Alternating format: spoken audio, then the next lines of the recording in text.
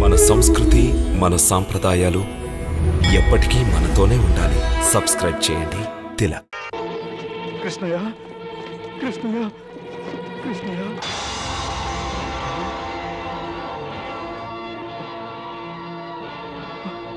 కృష్ణయ్య, కృష్ణయ్య, కృష్ణయ్య.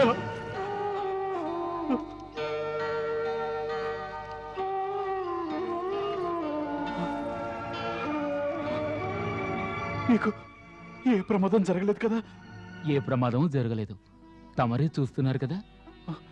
ఈ దృశ్యం చూడగానే నా పై ప్రాణాలు పైనే పోయాయి. మీ కృష్ణయ్య యశోదామాత చేతి వెన్నముద్దలు తిన్నాడు, మర్చిపోయారా? ఈ ఏనుగు నన్ను ఏం చేయగలదు చెప్పండి?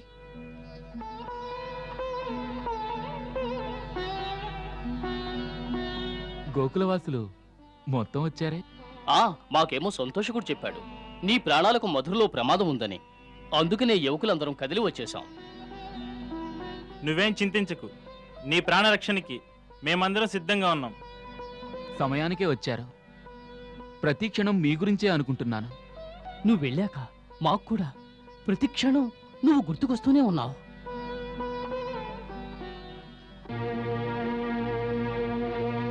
మా అమ్మ ఎలా ఉంది నాన్నగారు? ఆమె నిన్ను తలవిన క్షణం అంటూ లేదు.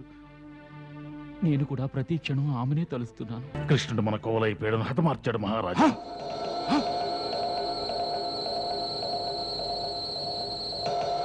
లేదు లేదు, ఇది అసంభవం. సంభవించింది మహారాజా. నువ్వు స్వయంగా చూసావా? చూశాను. ఇప్పుడు ఏం చేయాలి? తమరు చింతించకండి మహారాజా, చింతించకండి. ఒక జంతువు నుంచి తప్పించుకోవచ్చు, కానీ ఈ మల్ల యోధుల దాటికి అతడు గుల్లగాక తప్పదు. ఒక్కొక్క యోధుడు 100 ఏనుగుల బల సమానుడు.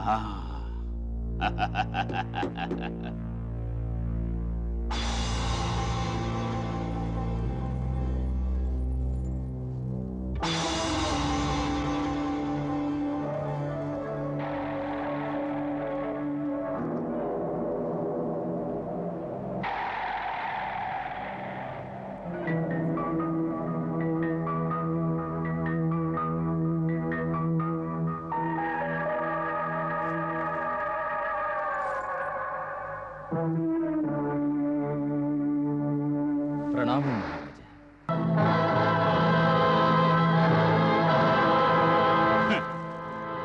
మొట్టమొదటిసారి నువ్వు సభలోకి వచ్చావు. నీకు కనీసపు మర్యాదలు కూడా తెలియవనుకుంటాడు. రాజు సమక్షానికి వచ్చావు, వారికి ప్రణామం చెయ్యాలని తెలీదా?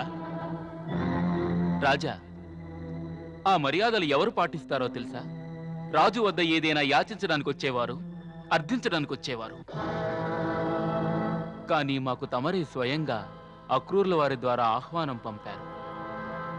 అంతేకాక మేం మధురలో ప్రవేశించడానికి ముందు సాక్షాత్ మధురా నరేషులైన తమరే మాకు స్వాగతం ఇస్తున్నారని స్వాగత పత్రం కూడా మాకు అందింది. అలాంటప్పుడు మర్యాదలు ఎలా ఉండాలంటే, ఎవరు ఆహ్వానం పంపుతారో వారే ముందుగా వచ్చిన వారిని గౌరవించి మర్యాదపూర్వకంగా అభివందనం చెయ్యాలి. ఆహా, నీ వాక్చాతుర్యానికి మేం ప్రసన్నులమయ్యాం. నీ అపరాధాన్ని మేము క్షమిస్తున్నాం. ఇది నీ అజ్ఞానం వల్ల జరిగింది. నువ్వింతకాలం గ్రామంలో ఉండడం వలన నీకు రాజమర్యాదల పరిజ్ఞానం రాలేదు. లేదు రాజా, మర్యాదలు మాకు వెన్నతో పెట్టిన విద్య. అది మాత్రమే కాదు, మొట్టమొదటిసారి మహారాజును దర్శించడానికి వచ్చేటప్పుడు రిక్తహస్తాలతో రాకూడదని తెలుసు. ఏదైనా బహుమానం తీసుకురావాలి. అందుకోసమే దారిలో వచ్చేటప్పుడు మగపుటేనుగుని చంపి దాని అమూల్యమైన దంతాలను తమకు బహూకరించాలని తెచ్చాం. స్వీకరించండి రాజా.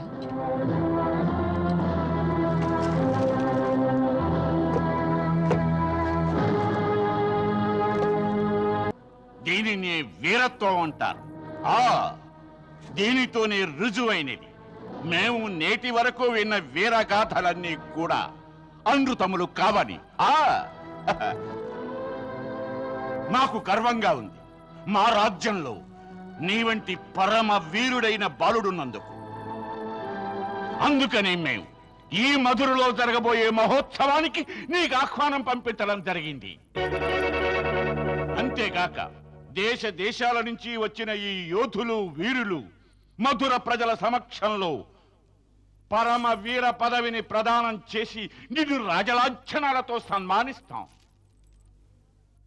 ప్రస్తుతం ఆ సన్మాన కార్యక్రమానికి ముందుగా మాదో కోరిక.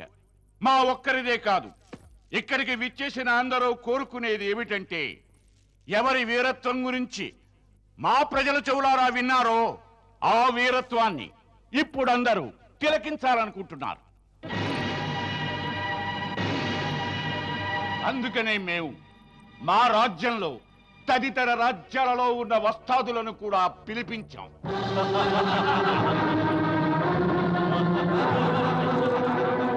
రాజులైన కారణంగా తమరి ధర్మం ఇదే. ఈ రాజ్యసభలో అతిథిగా వచ్చిన ఒక పసిబాలునికి అన్యాయం జరగనివ్వకండి. లేదో క్రూర, మేము నీతో ఏకీభవించలేము. ఖచ్చితంగా ఇది న్యాయమైన సంఘటనే, అన్యాయమేమీ కాదు. ఎందుకంటే అతని గురించి చాలా చెప్పారు. అతడు బకాసురుడు, అఘాసురుడు వంటి శక్తిశాలురైన దైత్యులను తానొక్కడే చంపాడని, అతడు గోవర్ధనగిరిని తన చిటికిన వేలుతో సునాయాసంగా ఎత్తాడని, అతన్ని చిన్ని బాలుడనడం అతని వీరత్వాన్ని శంకించడమే. మీలో ఎవరైనా సరే మాతో యుద్ధానికి రావచ్చు.